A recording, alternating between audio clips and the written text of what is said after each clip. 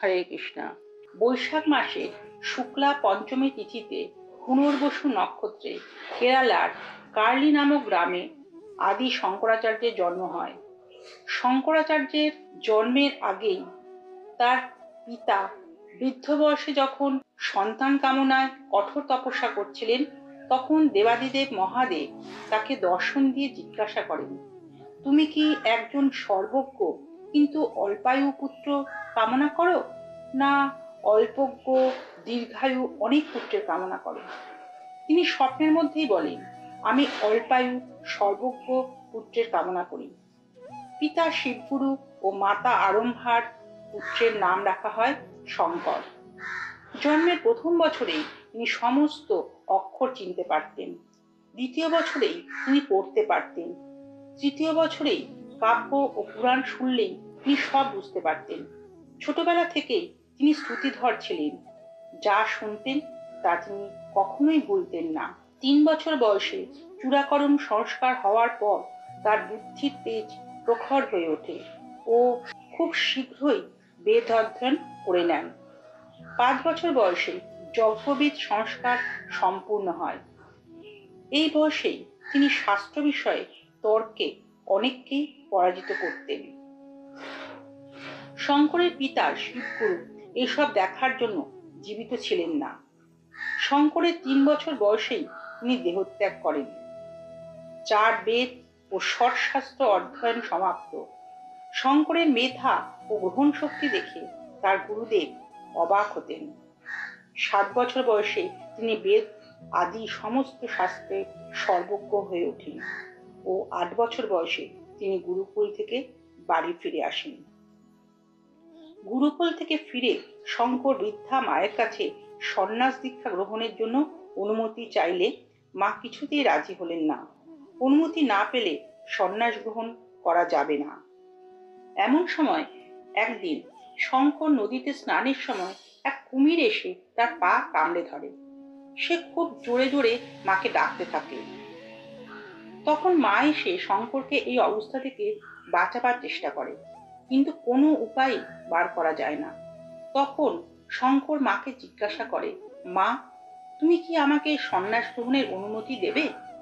তখন মা অন্য কোনো উপায় না দেখে সন্ন্যাস গ্রহণের অনুমতি দিয়ে দেন, আর কুমির তার পা ছেড়ে দিয়ে চলে যায়।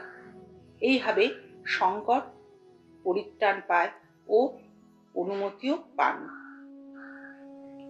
8 বছর বয়সে সে সংসার ছেড়ে সন্ন্যাস গ্রহণ করে চলে যান। যাবার সময় শঙ্করের মা শঙ্করকে বলেন শঙ্কর যেন তার মায়ের শেষকৃত্য করেন। তাতে শঙ্কর রাজি হয়ে যান। 8 বছর বয়সে কৌপিন পরিধান করে হাতে দণ্ড নিয়ে কেরল থেকে মধ্য ভারতের পথে গুরু গোবিন্দপাদের উদ্দেশ্যে চলতে শুরু করেন। গোবিন্দপাদ তাকে দেখে জিজ্ঞাসা করেন, তুমি কে? শঙ্কর উত্তর দেয়, হে প্রভু, আমি পৃথ্বী নই, জল নই, আগুন, বায়ু বা আকাশও নই, ওদের কোনো গুণও নই, আমি ইন্দ্রিয় নই। এই সব কিছুর ওপর যে পরম তত্ত্ব শিব আছে, আমি সেই। গুরুদেব বিস্মিত হলেন। তিনি যোগমায়ার দৃষ্টিতে দেখলেন তার সামনে শিব দাঁড়িয়ে আছেন।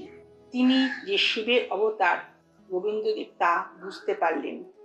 শঙ্কর দণ্ডবত প্রণাম করে তার শিষ্যত্ব গ্রহণ করেন।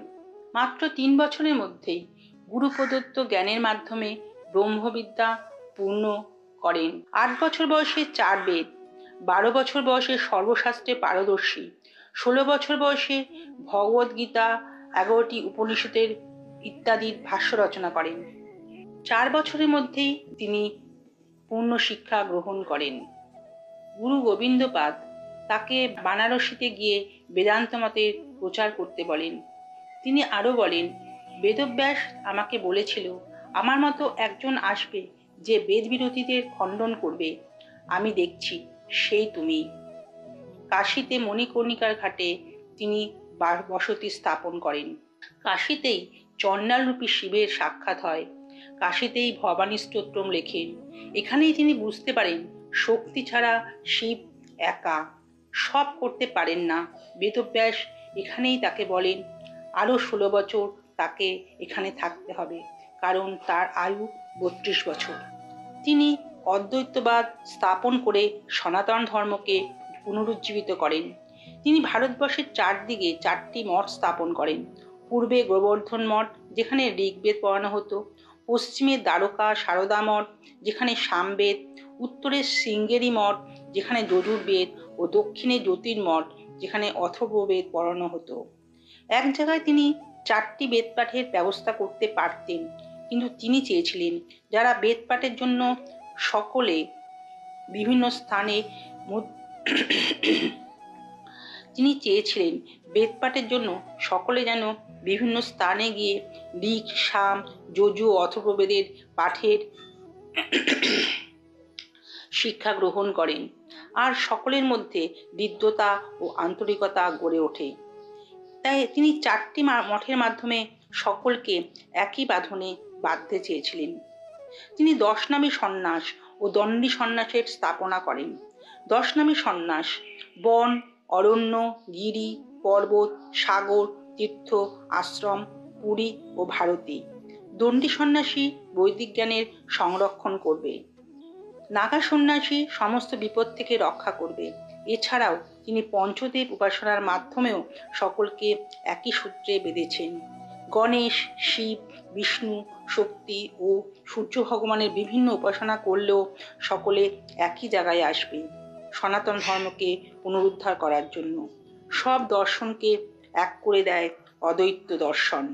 আদি শঙ্করাচার্য সনাতন ধর্মকে পুনর্জীবিত করে কলিযুগের মানুষদের মুক্তির পথ নির্দেশ করেন।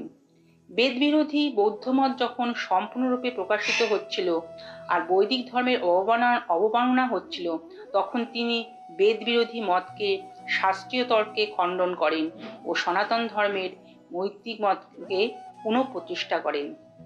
ভজ গোবিন্দ ব্রহ্মসূত্রের সর্বশ্রেষ্ঠ ভাষ্য রচনা করেন।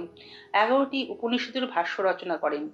সনাতন ধর্মের সকল সম্প্রদায় আর নীতিকে এক সূত্রে গেঁথে সনাতনী ঐক্যকে সুদৃঢ় করেন। বদ্রীনাথ ধাম পুনরুদ্ধার করেন। ভবানী অষ্টকম, কনকধারা স্তোত্রম, নৃসিংহ স্তোত্রম, অন্নপূর্ণা স্তোত্রম, লক্ষ্মী নৃসিংহ স্তোত্রম এইসব তিনি রচনা করেন। কেদারনাথের মন্দির স্থাপন করেন ও শিবলিঙ্গ স্থাপন করেন ও পূজা অর্চনা শুরু করেন। যবন ও বৌদ্ধদের থেকে পুরীধামকে উদ্ধার করে সেখানে পুনরায় দারুবিগ্রহ স্থাপন করেন। পুনরায় সনাতন ধর্মকে জাগরিত করেন। রুগ্নপ্রায় সনাতন সংস্কৃতিকে সংস্কার করেন। সনাতন সমাজকে বৈদিক পরম্পরায় মূল স্রোতের ধারায় যুক্ত করেন মাত্র 32 বছর বয়সে। কেদারনাথে একটি গুহায় তাকে শেষ দেখা যায় এবং তারপরে সেখানেই তিনি ধ্যানস্থ হন। হরে Krishna. Thanks for watching. Please subscribe our channel. Please Lotus Feet.